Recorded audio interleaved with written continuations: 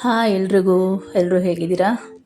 ಬನ್ನಿ ಇವತ್ತು ತುಂಬಾ ರುಚಿಯಾಗಿರುವಂಥ ತುಂಬಾ ಸಿಂಪಲ್ಲಾಗಿ ಮಾಡುವಂಥ ಚಟ್ನಿ ಪುಡಿ ಹೇಗೆ ಮಾಡೋದು ಅಂತ ನೋಡ್ಕೊಂಬರೋಣ. ಇದು ತುಂಬ ಹೆಲ್ದಿ ಕೂಡ, ಬಿಸಿ ಬಿಸಿ ಅನ್ನೋ ಜೊತೆಗೆ ತುಂಬಾ ಚೆನ್ನಾಗಿರುತ್ತೆ. ಬನ್ನಿ ಈಗ ಅದಕ್ಕೆ ಏನೇನು ಬೇಕು ಅಂತ ನೋಡ್ಕೊಂಬರೋಣ. ಅದಕ್ಕೂ ಮುಂಚೆ ಇನ್ನೂ ಯಾರೆಲ್ಲ ನನ್ನ ಚಾನಲ್ ಸಬ್ಸ್ಕ್ರೈಬ್ ಮಾಡ್ಕೊಂಡಿಲ್ಲ ಮರಿದೆ ಸಬ್ಸ್ಕ್ರೈಬ್ ಮಾಡ್ಕೊಳ್ಳಿ. ಹಾಗೆ ವಿಡಿಯೋ ನೋಡಾದ್ಮೇಲೆ ಒಂದು ಲೈಕ್ ಕೊಡೋದನ್ನ ಖಂಡಿತ ಮರಿಬೇಡಿ. ಬನ್ನಿ ಈಗ ಅದಕ್ಕೆ ಏನೇನು ಬೇಕು ಅಂತ ನೋಡ್ಕೊಂಬರೋಣ.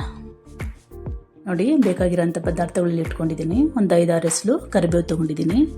ಒಂದು 10 ಗುಂಟೂರು ಮೆಣಸಿನ್ಕಾಯಿ, ಖಾರಕ್ಕೆ ಬೇಕು ನೋಡ್ಕೊಂಡು ಹಾಕ್ಕೊಳ್ಳಿ. 1 ಬಟ್ಲು ಎಳ್ಳು, 1 ಬಟ್ಲು ಅಗಸೆ ಬೀಜ, ಹಾಗೆ ರುಚಿಗೆ ಎಷ್ಟು ಬೇಕೋ ಅಷ್ಟು ಉಪ್ಪು, ಸ್ವಲ್ಪ ಅರಿಶಿನ, ಒಂದು 10 ಪಾಯಿ ಬೆಳ್ಳುಳ್ಳಿ ತೊಗೊಂಡಿದ್ದೀನಿ, ಒಂದು ದಪ್ಪ ಗೆಡ್ಡೆ ತೊಗೊಂಡಿದ್ದೀನಿ, ಹಾಗೆ 1 ಸ್ಪೂನು ಧನಿಯಾ, 1 ಸ್ಪೂನ್ ಜೀರಿಗೆ, 1 ಸ್ಪೂನು ಉದ್ದಿನಬೇಳೆ, ಹಾಗೆ ಹುಣಸೆಹಣ್ಣು ಒಂದು ಸ್ವಲ್ಪ. ಇಷ್ಟು ಸಾಕಾಗುತ್ತೆ, ತುಂಬ ಹಾಕ್ಕೊಬಿಡಿ, ಚೆನ್ನಾಗಿರಲ್ಲ. ಇಷ್ಟೇ ಸಾಕಾಗುತ್ತೆ. ಹಾಗೆ ಅರ್ಧ ಸ್ಪೂನ್ ಸಾಸಿವೆ, ಅರ್ಧ ಸ್ಪೂನು ಮೆಂತ್ಯ.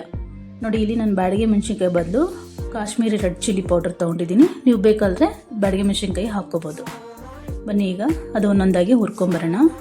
ನೋಡಿ, ಸ್ಟವ್ ಮೇಲೆ ಬಾಣಲಿ ಇಟ್ಟು ಬಾಣಲಿಗೆ ಎಳ್ಳು ಹಾಕ್ಕೊಂಡು ಫಸ್ಟು ನಿಧಾನವಾಗಿ ನೀಟಾಗಿ ಹುರ್ಕೋಬೇಕಾಗುತ್ತೆ. ಇದು ಚಟಪಟ ಅಂತ ಸಿಡಿಯೋವರೆಗೂ ಲೋ ಫ್ಲೇಮಲ್ಲೇ ನಿಧಾನವಾಗಿ ಹುರ್ಕೋಬೇಕಾಗುತ್ತೆ. ನಾನು ಇಲ್ಲಿ ಫಾಸ್ಟಾಗಿ ತೋರಿಸ್ತಿದ್ದೀನಿ, ನೀವು ಮಾತ್ರ ನಿಧಾನವಾಗಿ ನೀಟಾಗಿ ಹುರ್ಕೊಳ್ಳಿ.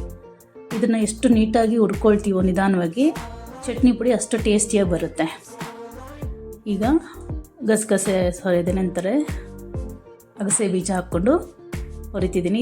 ಇದು ಅಷ್ಟೇ ಪಟಪಟ ಅಂತ ಸಿಡಿಯುತ್ತಲ್ಲ, ಆ ಟೈಮಿಗೆ ತೆಗೆದುಬಿಟ್ಟು ತುಂಬ ಕಪ್ಪಾಗಿ ಹುರಿಬೇಡಿ, ಇದು ಕಹಿ ಬಂದುಬಿಡುತ್ತೆ. ಹಾಗೆ ಧನಿಯಾ, ಜೀರಿಗೆ, ಮೆಂತ್ಯ, ಸಾಸಿವೆ, ಉದ್ದಿನಬೇಳೆ ಹಾಕ್ಕೊಂಡು ಒಂದೊಂದಾದಮೇಲೆ ಒಂದು ಹಾಕ್ಕೊಂಡು ನಿಧಾನವಾಗಿ ಲೋ ಫ್ಲೇಮಲ್ಲೇ ಹುರ್ಕೋಬೇಕಾಗುತ್ತೆ. ಅದು ಕಲರ್ ಚೇಂಜ್ ಆಗುತ್ತೆ, ಅಲ್ಲಿವರೆಗೂ ನೀಟಾಗಿ ಹುರ್ಕೋಬೇಕಾಗುತ್ತೆ. ನೋಡಿ, ಈ ಥರ ಕಲರ್ ಚೇಂಜ್ ಆಗಬೇಕು, ಅಲ್ಲಿವರೆಗೂ ನಿಧಾನವಾಗಿ ಹುರ್ಕೋಬೇಕಾಗುತ್ತೆ. ಬನ್ನಿ, ಈಗ ಇದಾಗಿದೆ. ಈಗ ಮೆಣಸಿನ್ಕಾಯಿ ಹಾಕ್ಕೊಳ್ಳೋಣ. ನಾನು ಎಲ್ಲವೂ ಇಲ್ಲಿ ಡ್ರೈ ರೋಸ್ಟೇ ಮಾಡ್ಕೊಳ್ತಾ ಇದ್ದೀನಿ. ಹಾಗೆ ಈಗ ನೋಡಿ, ನಾನು ಆಗಲೇ ನಿಮಗೆ ಒಣಕೊಬ್ಬರಿ ತೋರಿಸ್ಲಿಲ್ಲ, ಮರಿದೆ. ಒಂದು ಚಿಪ್ಪು ಒಣಕೊಬ್ಬರಿ ಹಾಕ್ಕೊಳ್ಳಿ, ಅದನ್ನು ಲೈಟಾಗಿ ಡ್ರೈ ರೋಸ್ಟ್ ಮಾಡ್ಕೊಳ್ಳೋಣ. ಈಗ ಇದಾಗಿದೆ, ಕರಿಬೇವು ಹಾಕ್ಕೊಳ್ಳೋಣ. ಈಗ ಎಲ್ಲವೂ ಡ್ರೈ ರೋಸ್ಟೇ ಮಾಡ್ಕೋಬೇಕು, ಆಯಿಲ್ ಹಾಕ್ಕೋಬಾರ್ದು. ಬನ್ನಿ ಈಗ ಒಂದೊಂದೇ ರುಬ್ಕೊಂಬರೋಣ.